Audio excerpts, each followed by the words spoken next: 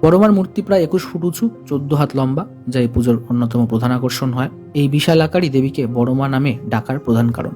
তবে মনে রাখতে হবে, কেবলমাত্র কালী পুজোর সময়ে কিন্তু এত উচ্চ একটা মূর্তি তৈরি হয়। বাকি সারা বছর কিন্তু মায়ের যে সাধারণ মূর্তি থাকে সেটাই কিন্তু এখানে প্রতিষ্ঠিত হয়ে থাকে এবং পুজো হয়। তবে শুধু আকার নয়, ভক্তদের বিশ্বাস দেবী অত্যন্ত জাগ্রত এবং তার অলৌকিক ক্ষমতা কাউকে খালি হাতে ফেরায় না। এই বিশ্বাসের জেরে বড়মার খ্যাতি শুধু বাংলায় নয়, দেশ বিদেশে ছড়িয়ে পড়েছে। অনেকে দেবীকে রক্ষা কালী রূপে পূজা করেন, কারণ তিনি ভক্তদের সকল বিপদ থেকে রক্ষা করেন।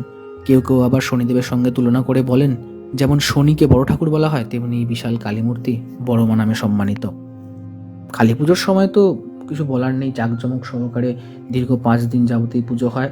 বহু বহু অগণিত মানুষের সমাগম ঘটে, ভক্তরা চলে আসেন পুজো দেখতে, মায়ের দর্শন করতে, এবং কালী পুজোর শেষে যথারীতি গঙ্গায় মাকে বিসর্জন দেওয়া হয় এবং সেই দৃশ্য দেখতেও কিন্তু দূর দূরান্ত থেকে মানুষ ছুটে আসেন। আসলে বড়মার পুজো শুধু ধর্মীয় নয়, একটা সাম্প্রদায়িক সম্প্রীতির প্রতীক।